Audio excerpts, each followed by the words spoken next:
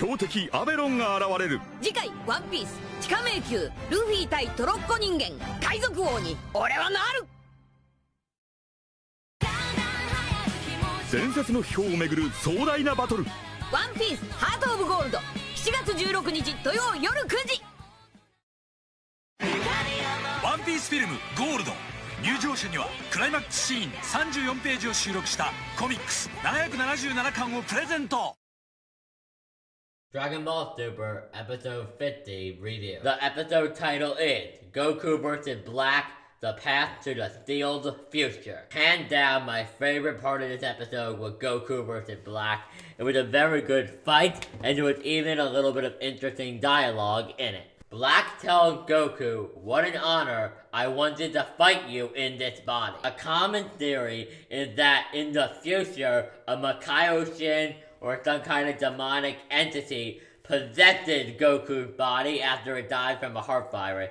And because there is one thing where he clenches around his heart later on in the episode, now that is obviously due to the body shot that Goku did, but it could also be meant as an indication. Like, the reason they had him get punched there was just to bring up the possibility. Because I did think that's where Goku held his heart when he had that injury. So you never know. Maybe part of the reason was the body shot, but maybe there was more to it. Because the theory is that if let's say he possessed the Goku body in the future of Trunks timeline, in the future Trunks timeline, Goku's body could still have the heart virus. However, there is a hole in this theory, of course, which is that when Goku died, I would assume, I don't think it was ever confirmed, but I think it is safe to assume in the future Trunks timeline, Goku got to keep his body after he died, meaning if it followed the same kind of thing that happened with Raditz, his body would simply disappear at the wake of the call of Kami, who would technically still be the guardian of the Earth at the time of Goku's death in the future timeline. Now, Goku and Black started fighting when Goku had hit base, so in the trailer, Goku was not getting an ass kicked. No, Goku actually was kind of winning that fight in my opinion, but it was very unclear, and Trunks even later implied that Black had gotten a little bit stronger since the last time they fought. And Black also commented during their fight, "Pain makes me stronger." Now, the first thing I thought was a Zenkai boost, but we're not even sure if he is Goku. I mean, he could have Goku's body, so I guess he could be getting a Zenkai boost, but I'm not really sure about that one. Now, at one point, he does overhear them mention the time machine, so he destroyed Trunks' time machine. But apparently, due to like a distortion in space-time, that was what allowed the ring to take him into the past, and the cause of the distortion was the time machine. So eventually the distortion fixed itself and it started pulling Black back into the portal. But before Black leaves, he destroyed Trunks' time machine, and before he gets pulled back to the future, where we get the explanation on what that ring is. Beerus and Winks explained it as a Kaioshin ring, like the Zatara earrings, and it is a relic of the Kai. I did a video on this. I will write the video. In the video, I explained it, but yeah, it is a ring of the Kai, which I liked. I like it. It makes sense. However, it is then explained that the ring should only be able to take you into the future. Using the ring to get to the past should be impossible, and that was where the whole distortion in space-time and the time machine came into play. Now, there is something interesting about this. Beerus said what happened is impossible. It shouldn't be able to happen. And Beerus throughout the whole thing is just commenting on Black. Like, oh, he looks like Goku. Oh, he has the ring of the Kaioshin. Beerus doesn't seem very concerned. Waste and Beerus, though, are very firm on their no more time traveling stance. However, the time machine is destroyed. Trunks is freaking out that he couldn't keep his promise to his mom and Mai, who we'll talk more about later because Mai is special. But what happened is that Trunks goes to Beerus after the time machine is destroyed, and after Black is pulled back into the future, and he pretty much asked Beerus to give him a time ring. Let him go back to the future. Beerus, of course, tells him that he has the god of destruction, and that's not what he does. Alright, he can't have that ring, only the Kaioshin have it. And then Bulma has already run off because he wants to figure out what to do, because she can't remake the time machine, apparently.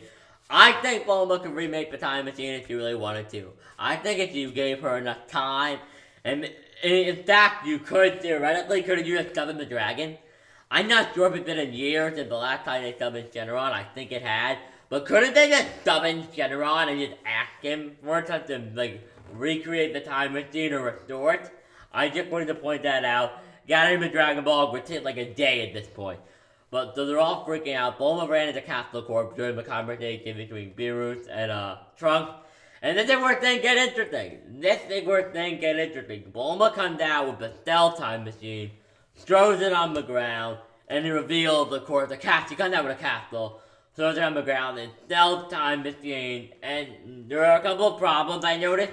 First of all, I finally realized they won't all fit in the time machine. And secondly, it looks like they're going to need to clean it up. So I feel really bad for them, because that thing does not look like it could operate properly until it is cleaned. But yeah, I mean, the episode is pretty self-explanatory. So, if you want me to give you a shortened version, Goku and Black fight, Black go back to the future, and we find out how we're going to get to the future with Cell's time machine. Now, at the very end of the episode, we do see Mai's hand move. If you guessed that Mai was alive, good for you. You hadn't really accomplished much, because it was clearly obvious Mai was not dead. That is beside the point. Mai is alive, and the next episode is about Mai feeling transcending time. There was one thing in this episode I really did enjoy, though, with the Vegeta and the Trunks stuff. Oh my god, I love that. That was so good. So good. So fucking good. The stuff with Mai and with Vegeta, not Mai and Trunks. So I'm a little tired right now, but no, the stuff with Vegeta and Trunks, when Trunks was like looking at Vegeta in shock. I mean, when Trunks left, Vegeta was still kind of a douchebag. He was still kind of like an asshole. But now he's like a really nice guy. He's a family man. So this is all really new to Trunks. Now, the last thing I do want to talk about is the Pilaf gang. I'm sorry. They wasted time again.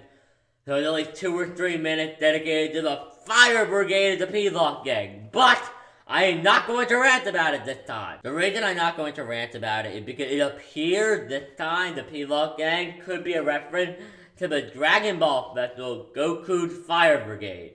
In the original Dragon Ball, they did an OVA special that was meant to be a public service announcement, and it was called Goku's Fire Brigade. And if you've never seen it, go check it out. It's relatively entertaining, and if you have any kids, if you're like somebody that has like a kid, or you're trying to get like a younger sibling into Dragon Ball, definitely show them a special. It's really good for kids to see it, because it's very informative and educational about fire safety. But in the thing it's called, the whole special is called Goku's Fire Brigade. And Pilaf calls his team here Pilaf's Fire Brigade. So I really like that reference. Maybe it is a reference. Maybe it is a coincidence. But I like it, so I'm not going to say it's a reference. But I enjoyed the episode. Relatively good. I'll talk about my prediction for next week's episode in the podcast with Anime Export, which I'm probably going to go and record later on today. But yeah, hope you guys enjoyed the video. If you enjoyed the review, please leave a like. Tell me your thoughts on the episode in the comment section down below. And above all else, guys, have a great day. This is One Piece Nation, signing out. Peace.